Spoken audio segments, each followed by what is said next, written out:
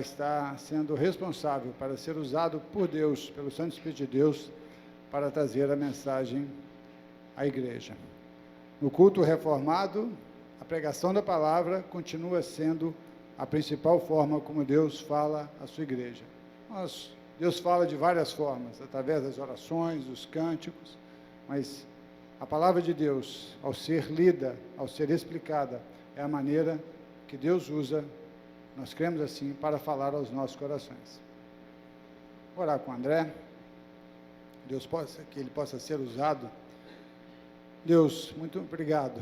Obrigado pelo privilégio de servir ao Senhor. Obrigado pela tua graça que nos alcançou, Pai. E agora, Deus, nós clamamos no nome de Jesus, que o Senhor use a vida do André, que o teu Santo Espírito, Deus, possa usá-lo para que ele fale à tua igreja, Deus. Obrigado por tudo. Nós oramos agradecidos no nome de Jesus. Amém. Meus irmãos, vamos abrir nossas Bíblias na carta de Paulo a Filemon. Bem lá no final, Filemon é uma carta de um capítulo único antes do livro de Hebreus. Aproveito para saudar a todos na graça e na paz do nosso Senhor, do nosso Salvador Jesus Cristo.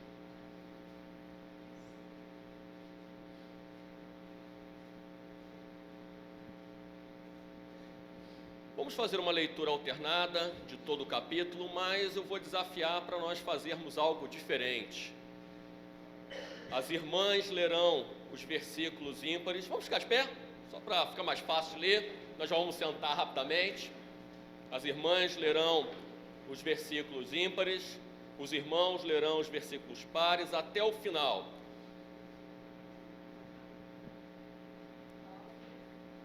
Irmã Beatriz, pode puxar.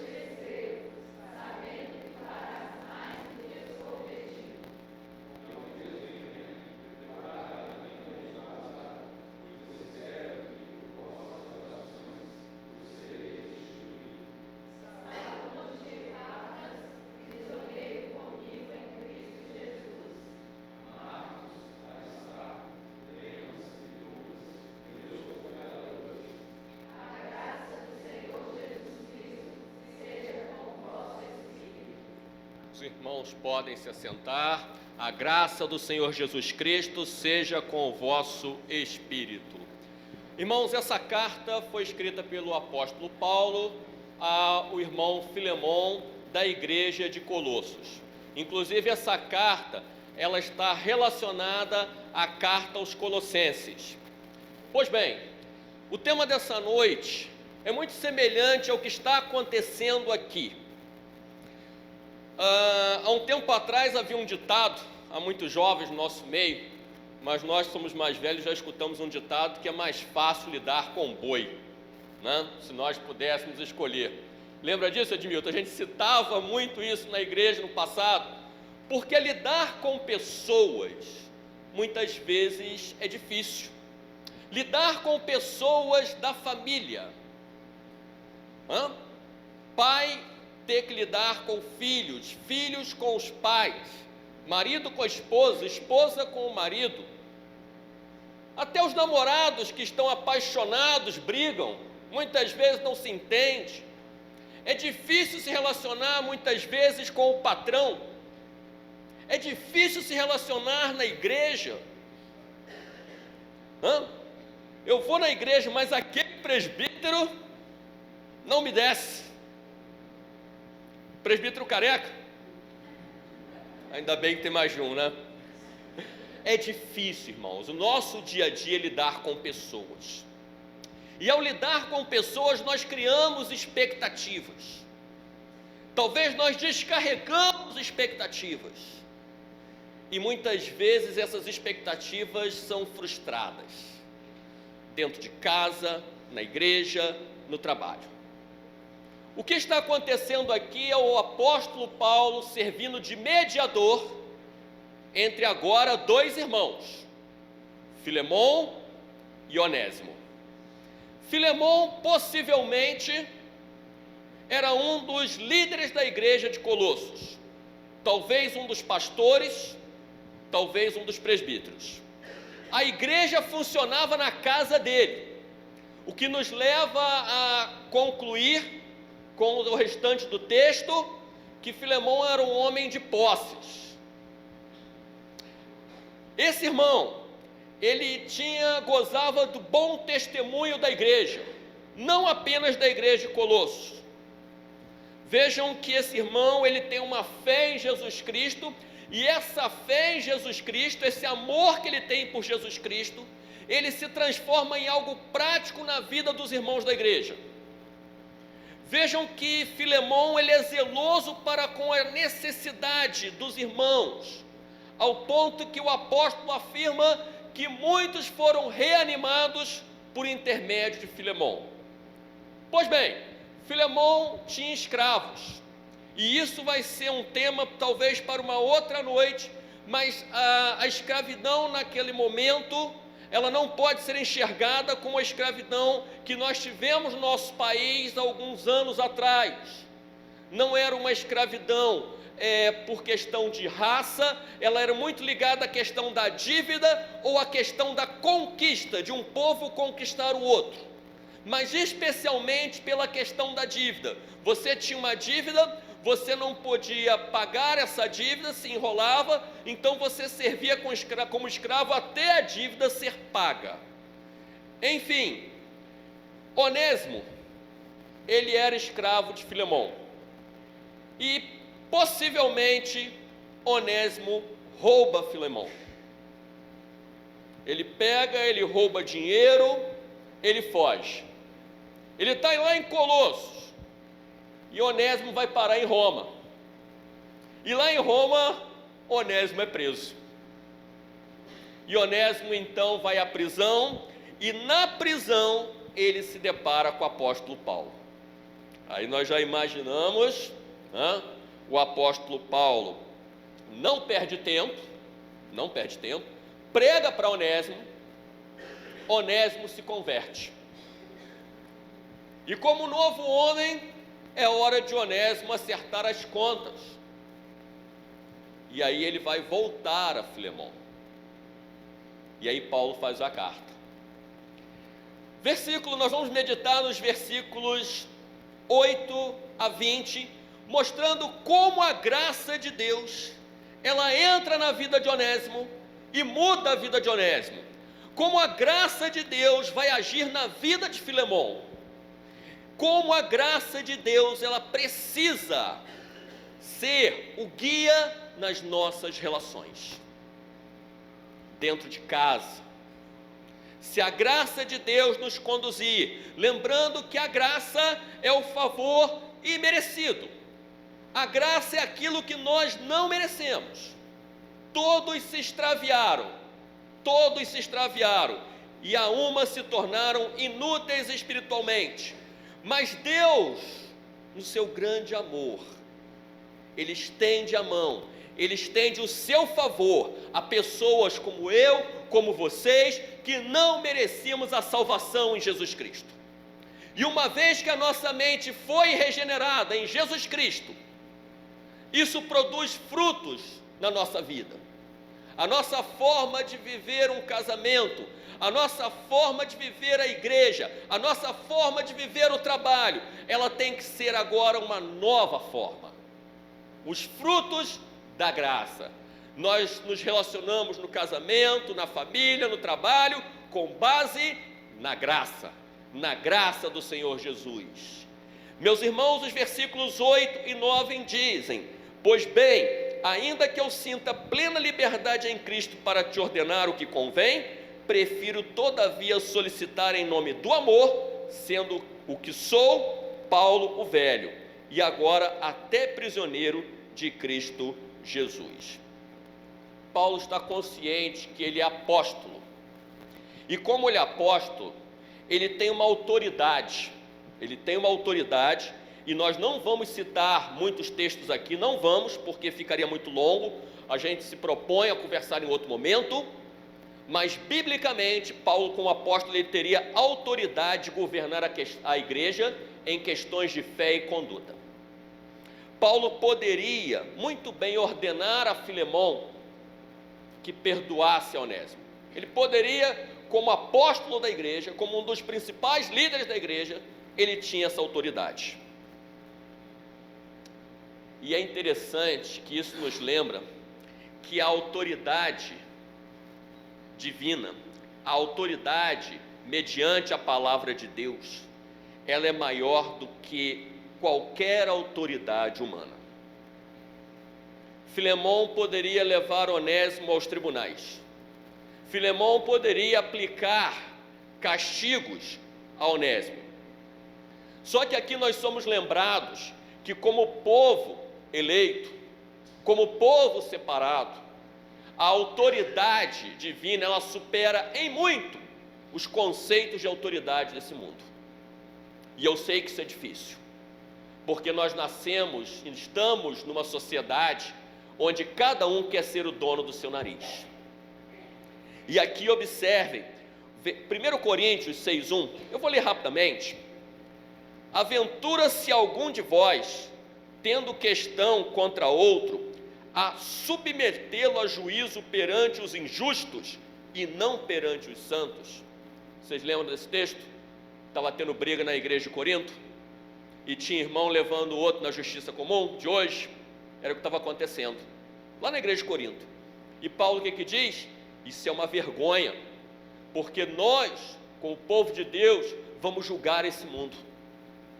Será que não há sábios no nosso meio para resolver a questão? Era assim que Paulo enxergava em Corinto. E Paulo, muito imbuído, consciente da autoridade que ele tinha, ele lembra, ele é um apóstolo, ele poderia dizer claramente a Filemon: você vai receber Onésimo sem problema nenhum.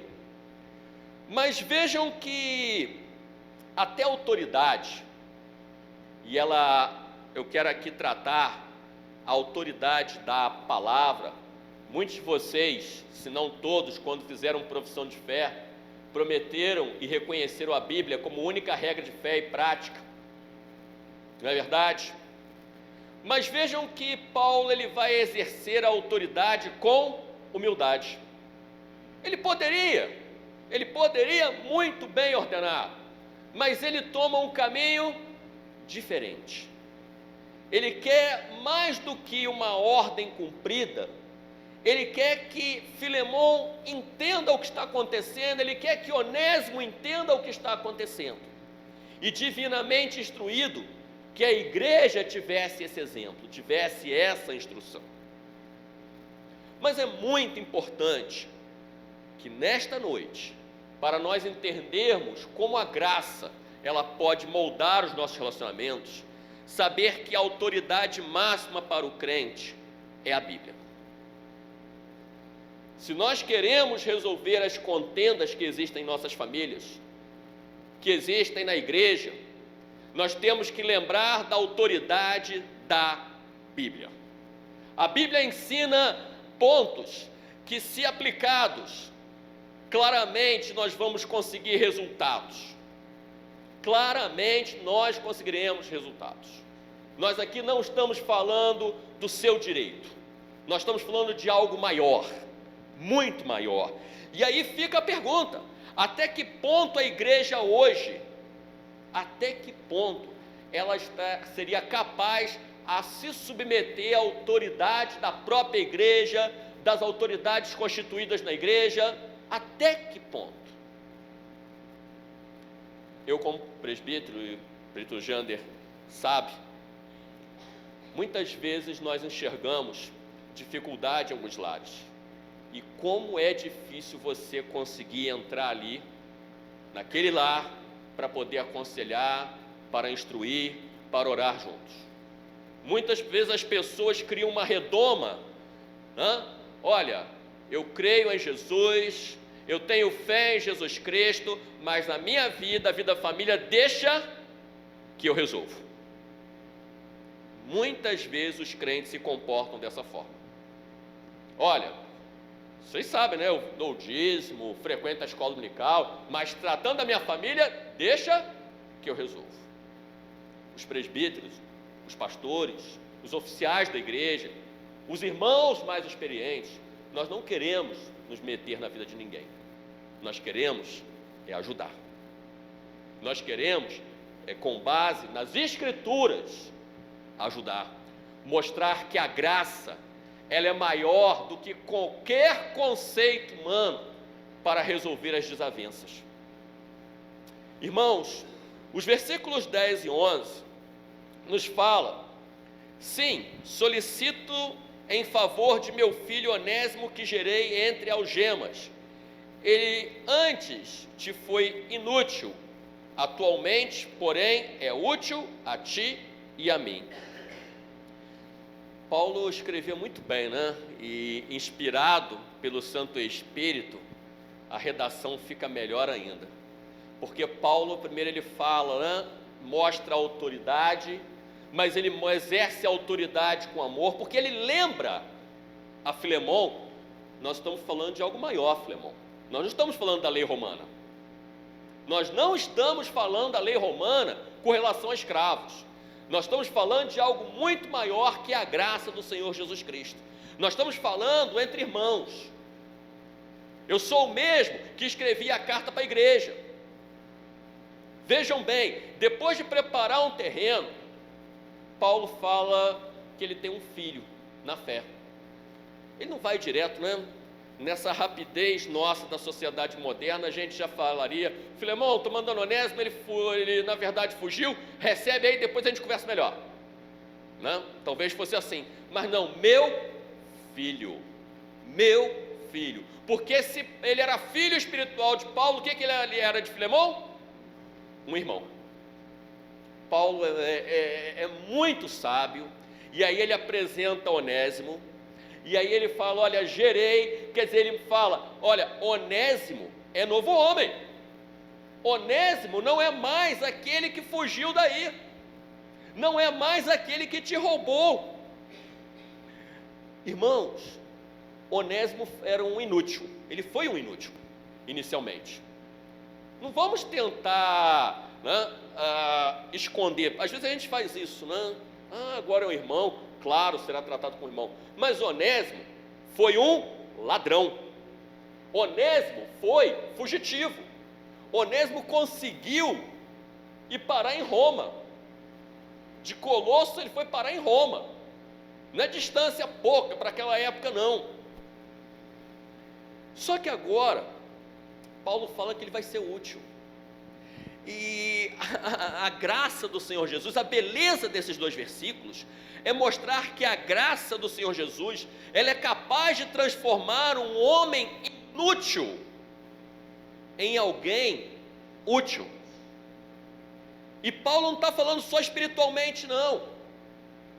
Porque uma vez que Onésimo agora era convertido, ao voltar para Filemon, ao trabalhar novamente para Filemon, a forma de Onésimo enxergar o mundo agora era outra. Ele sabia que ao trabalhar de forma correta, de forma honesta, ele estaria glorificando o seu Deus. E aqui vai uma para todos nós, porque nós batemos no peito para dizer que fomos transformados pela graça, mas muitas vezes trabalhamos como os ímpios. Muitas vezes crentes procuram a oportunidade de arrumar atestados falsos, porque não querem trabalhar. Muitas vezes simulam doenças que não existem.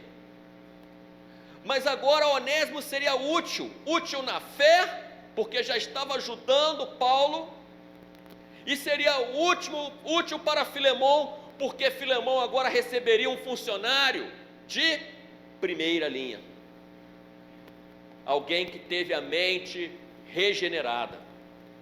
A graça faz isso. A graça, ela transforma gente inútil, gente que não serve para nada, essa é a verdade, gente espiritualmente morta, gente pecadora, gananciosa, gente ciumenta, invejosa. A graça transforma essas pessoas.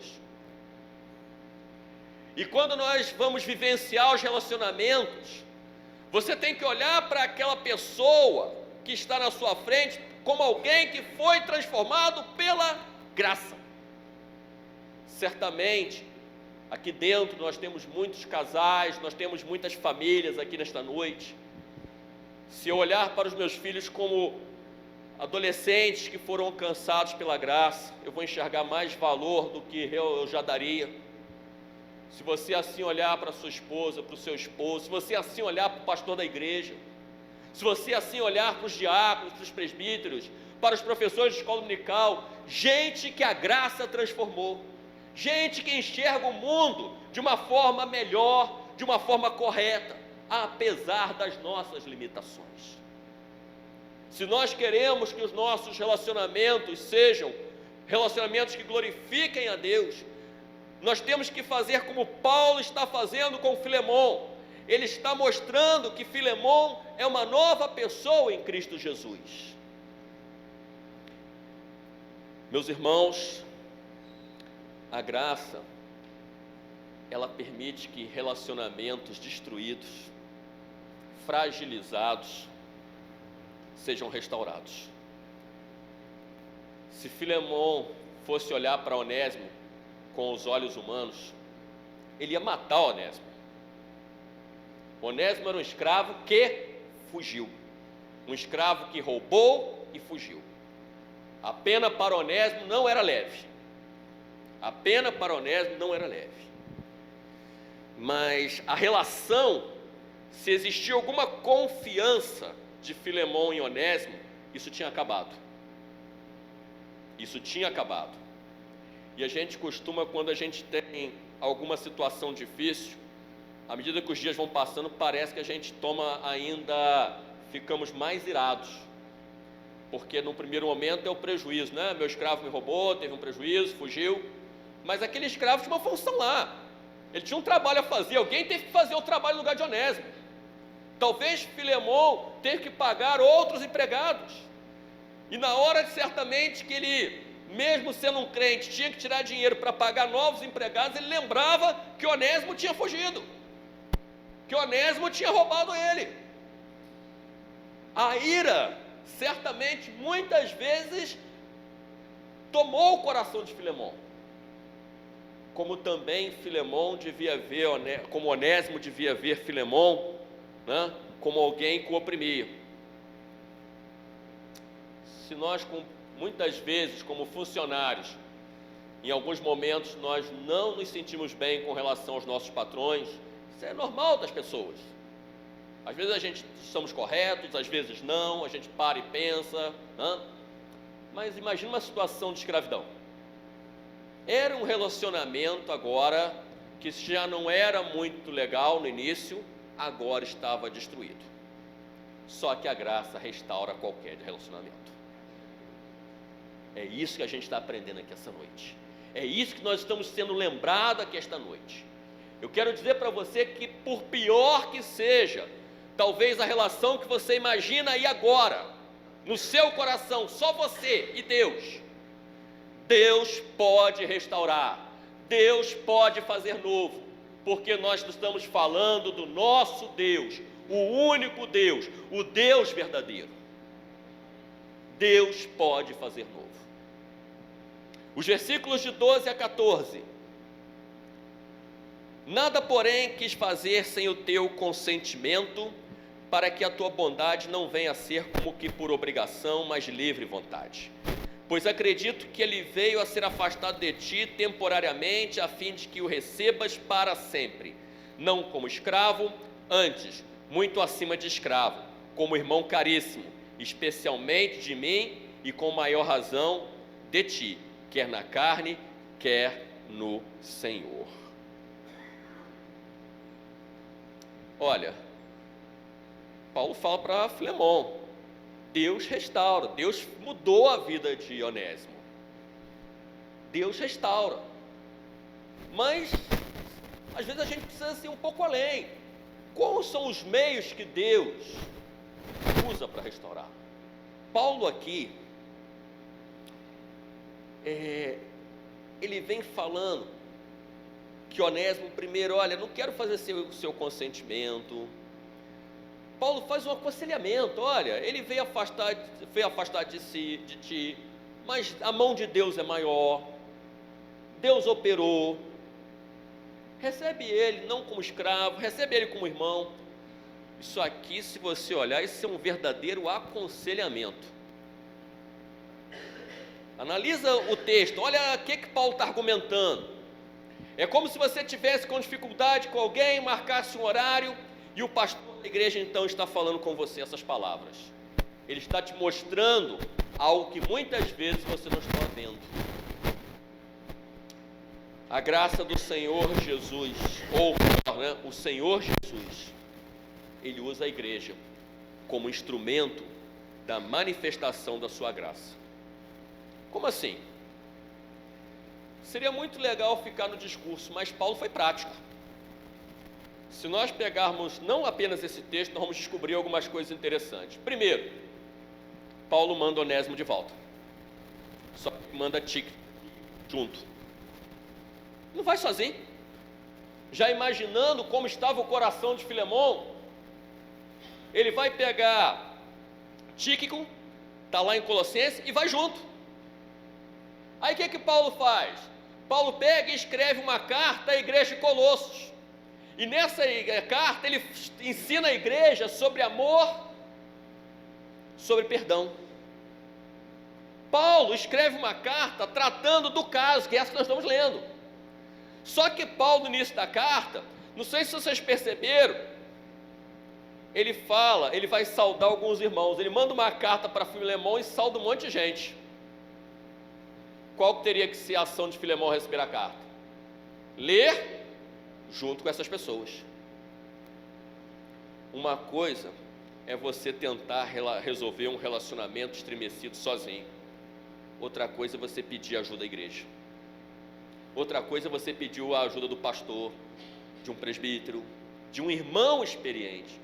O simples fato de conversar a três, muitas vezes, já muda completamente o que a gente pode dizer, o destino dessa conversa.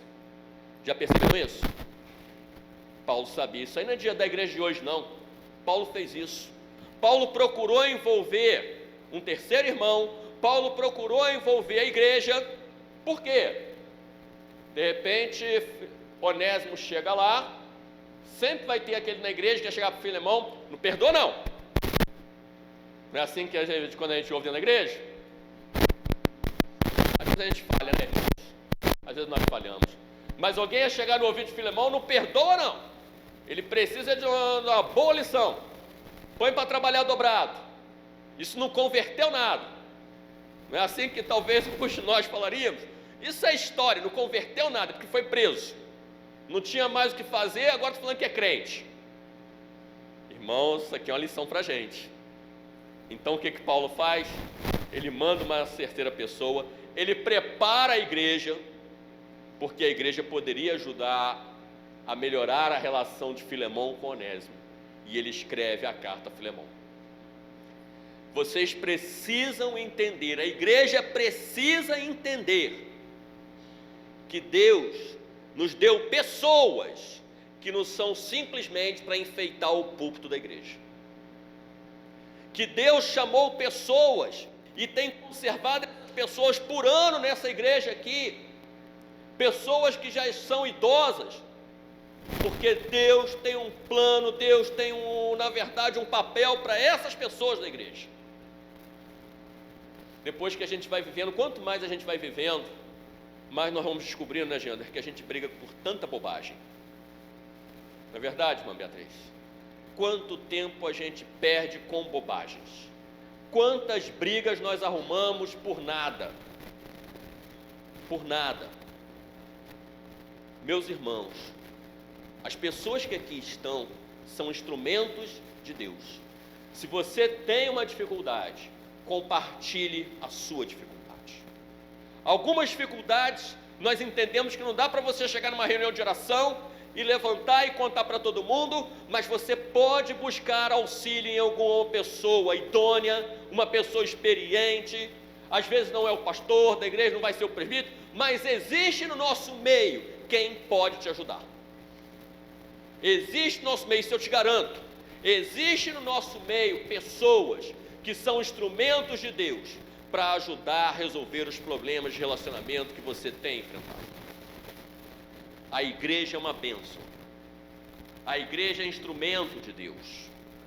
Irmãos, Paulo tem o propósito também de mostrar que Filemão é alguém novo, é alguém de valor.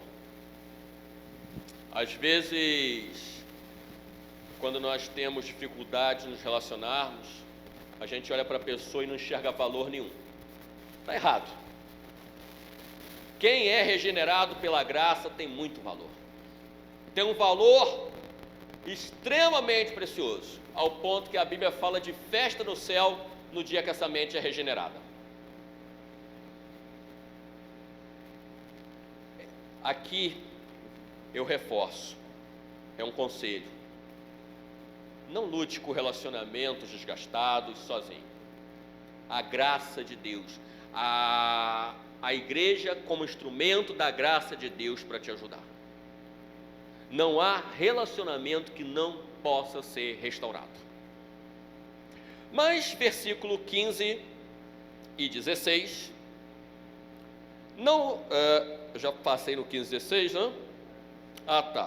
Perdão, é que no anterior eu tinha que ter falado 12 e 14, 15 e 16.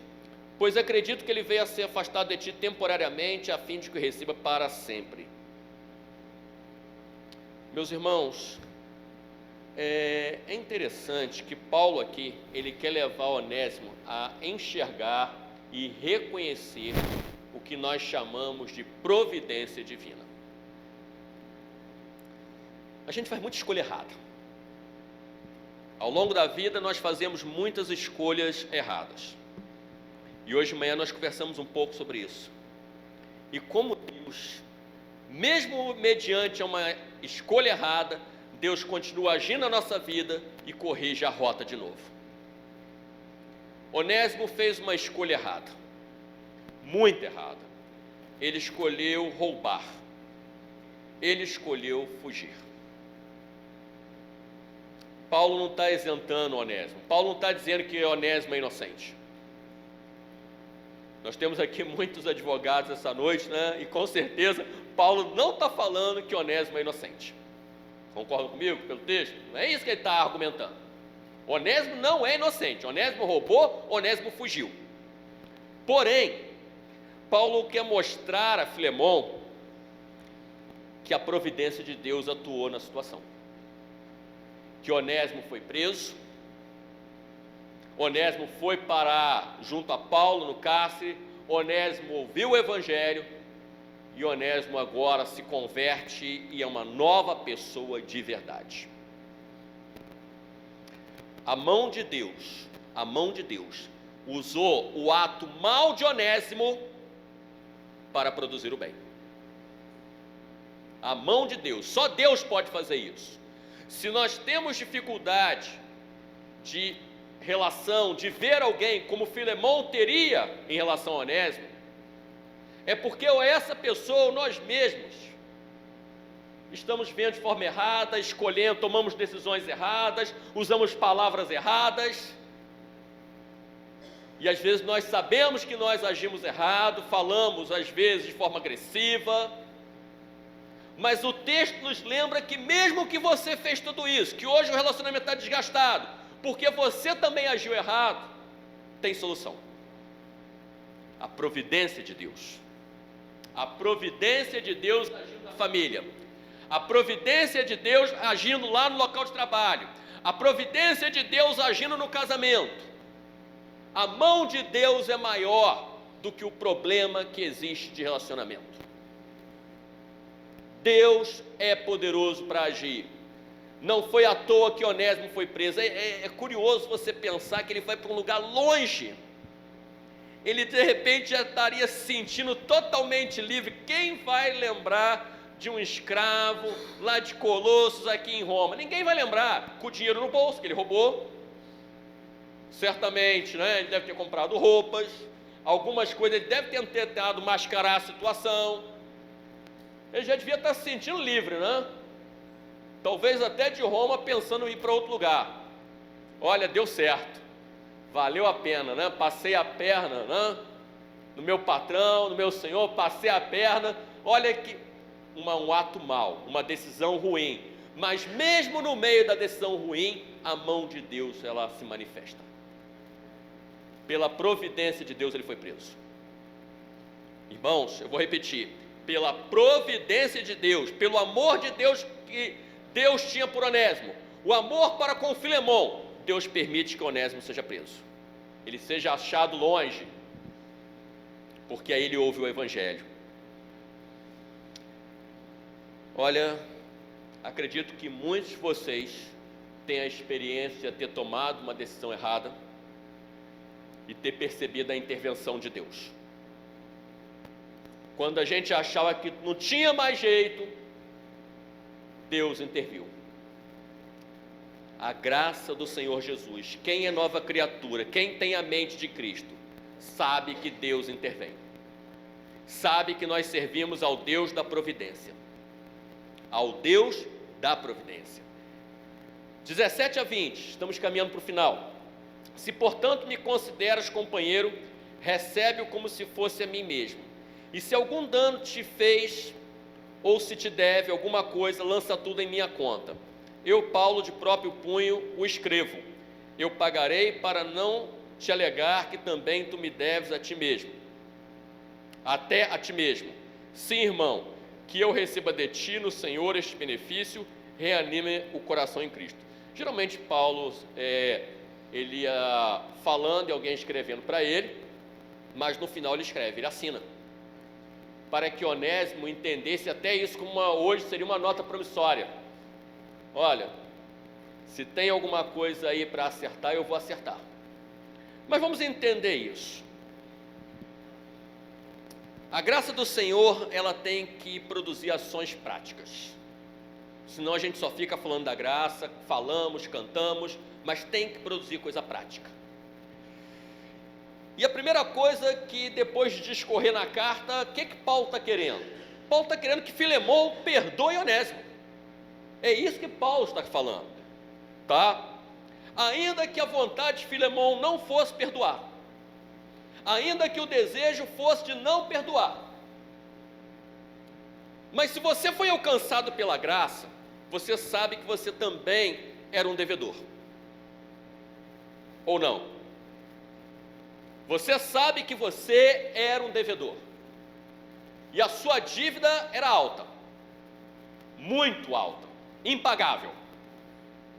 A sua dívida seria algo impagável se não fosse o Senhor Jesus Cristo morrer no seu lugar. Isso é a graça. Quando nós lembramos como a graça fez conosco, o que nós vamos fazer agora? Olha, Filemão, você pode não estar com vontade de perdoar, mas o correto é perdoar. O certo é perdoar. O que Deus espera de você é perdoar. Você pode estar querendo manter distância de algum irmão da igreja. Você pode estar nutrindo um sentimento ruim de ira para com alguém no seu trabalho, para com alguém na sua família. Mas mesmo que você não queira escutar isso essa noite, o correto é você perdoar. Isso dói em todos nós, porque isso é ter uma ferida e alguém botar o dedo na sua ferida. O correto é perdoar. Se vai ser difícil, eu sei que vai, mas nós estamos falando como crentes, e como crentes no Senhor Jesus, nós estamos dizendo que é o correto. Agora, tem um detalhe: o perdão de Onésimo, o perdão a Onésimo, não dispensa necessariamente atitudes de reparação. Por isso Paulo fala: olha, se precisar, eu pago. Porque na lei romana tinha algo que, se o escravo ficasse lá um dia sem trabalhar, ou trabalhasse para outro, teria que pagar dobrado. A lei discorria sobre isso. Sabe o que Paulo fala? Eu pago. Dizem até que nessa época Paulo tinha recebido alguma oferta ou alguma herança, os estudiosos falam, né? Porque muitas vezes Paulo dependia das ofertas, e ele fala: eu pago. Porque nós temos que perdoar, mas tem que haver também atitudes. Tem que haver atitudes. E a atitude aqui, se necessário, era Paulo retribuir o valor, era Onésimo voltar a trabalhar. Quem sabe Paulo falou: olha, já que você ficou alguns meses fora, você vai trabalhar mais diariamente. Eu não estou falando, né, porque no mundo há aquela visão que nós estamos meio zen, né, que crente é meio zen, fala de perdão, né, tudo aqui pode fazer qualquer coisa, venha para cá. O perdão é algo que a Bíblia fala, mas a Bíblia fala que também há consequências e tem que haver reparações.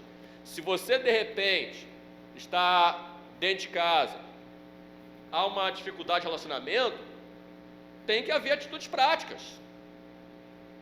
Um perdoa o outro, mas tem que haver atitudes práticas, no trabalho, na igreja. Tem que agir. Olha, eu não quero trabalhar com você mais no conselho não, tá, Jânio? Isso é muito difícil. Quem perdoa de verdade não vai falar assim: olha, eu te perdoo, mas a gente não vai ficar junto no conselho não, tá? Isso não é perdão de verdade. Por mais que seja difícil, nós vamos sentar juntos lá, porque nós temos um ministério.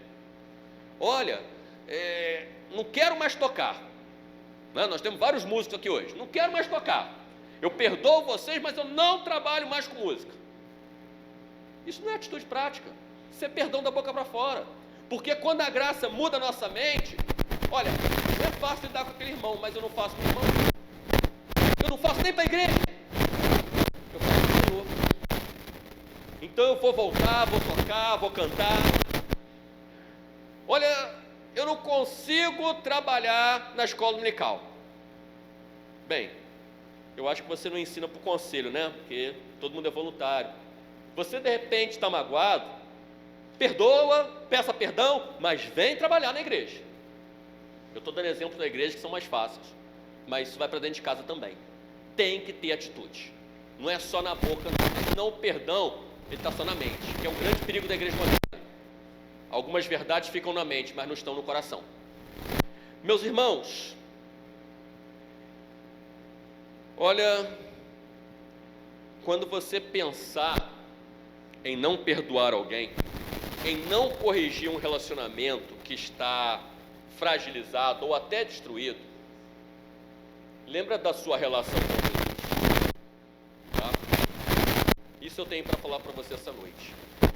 Se você não quer perdoar alguém, se você não quer corrigir a rota de um relacionamento, se você não quer restaurar um relacionamento, pensa se Jesus pensa no mesmo a seu respeito. Só lembra disso. A nossa dívida era mais alta do que qualquer irmão tenha conosco. Lembra da parábola do credor incompassível? Isso fica muito claro. A nossa dívida com o Senhor é muito mais alta que a dívida de qualquer irmão tenha conosco, ou qualquer familiar, ou qualquer colega de trabalho. O tema é muito difícil, mas nós somos capacitados pela graça a fazer isso. Nós fomos transformados. O Espírito Santo regenerou a nossa mente. A Bíblia fala que nós temos a mente de Cristo Jesus. E a mente de Cristo Jesus, ela não se afasta das pessoas, ela não nega o perdão, ela não vai não querer corrigir as situações. Essa não é a mente de Cristo Jesus, essa é a mente do mundo. Essa é a mente ímpia. A mente de Cristo Jesus é uma mente diferente. Para a gente terminar, acompanhe essa leitura. Como um mero ser humano, agindo fora de Cristo, poderia ser difícil para Filemon perdoar e restaurar Onésimo. Vou repetir. Como um mero ser humano, agindo fora de Cristo, poderia ser difícil para Filemon perdoar e restaurar Onésimo. Que ele o faça no Senhor, em comunhão com Ele, refletindo as bênçãos que ele próprio, o Senhor de Onésimo, havia recebido da comunhão com o seu Senhor, e por meio da graça e poder dele advindos. Agindo na mente humana, pode ser muito difícil restaurar relacionamentos, agindo na mente humana, mas que nós façamos, lembrando, refletindo nas bênçãos que nós recebemos do Senhor Jesus Cristo, sabendo que nós vamos fazer pela graça, pelo poder do Espírito, não é pela nossa força. Pela nossa força nós não vamos restaurar relacionamentos. Baixe sua cabeça agora. É sempre um desafio isso que nós falamos, não é fácil. Eu mesmo, confesso, tenho dificuldades com um. Nós estamos nessa natureza humana nossa, ela traz consequências até hoje. Irmãos, mas a graça nos habilita.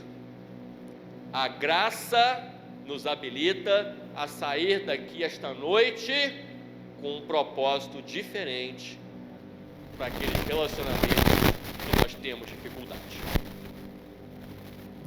Senhor nosso Deus e Pai, nós somos gratos ao Senhor pela Tua Palavra. Tua Palavra traz conforto, consolo em tempos difíceis.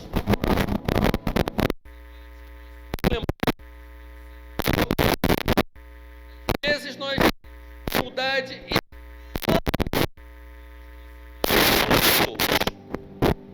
somos falhos dentro de casa, no meio da família, somos falhos no meio da igreja para com os irmãos, somos falhos no local de trabalho, somos falhos com amigos. Muitas vezes magoamos pessoas com as nossas palavras, com as nossas ações. Quantos relacionamentos hoje nós temos que estão afetados pela agressividade que o pecado causa em nós? Mas hoje nós fomos lembrados pelo Senhor, bendito seja o Teu nome, que a graça do Senhor Jesus é a solução para tudo isso. Que a graça do Senhor Jesus nos habilita a enxergar o melhor nos irmãos. A graça do Senhor Jesus nos habilita a ver a Tua mão de providência. A graça do Senhor Jesus, ela vai mudar o cenário por pior que ele pareça. E que nessa mensagem ela entre no interior dos nossos corações, ela entre na nossa mente, ela nos incomode, até que a graça do Senhor Jesus nos mova a atitudes práticas de restauração, de reconciliação, de perdão. Senhor, quebra o que há errado no nosso meio, Senhor. Quebra os relacionamentos agressivos, restaura os relacionamentos desta noite, restaura os relacionamentos conjugais, restaura a relação de pais com filhos, restaura, Pai, nesta noite o relacionamento de irmãos dentro desta igreja. Muda, Pai, a forma de ver, que todos lembrem que o Senhor Jesus fez algo muito maior por nós. Não deixe que ninguém viva, Pai, amargurado, irado com o seu irmão, com o seu parente, com o seu patrão, com o seu empregado. Que seja uma noite de libertação real e verdadeira. Que o Senhor opere na tua igreja. O Senhor nos trouxe nesta noite pela tua providência, e nós confiamos na tua providência para fazer aquilo que o nosso braço mortal não consegue, aquilo que o pecado em nós não vai permitir. Que a tua graça inunde o nosso ser, que o teu Espírito mude a nossa mente, que o teu Espírito nos capacite a fazer o que é certo, a fazer a tua vontade. Abençoa os irmãos aqui, abençoa os lares aqui representados. Nós oramos, Pai, no nome precioso do Senhor Jesus. Amém, Senhor.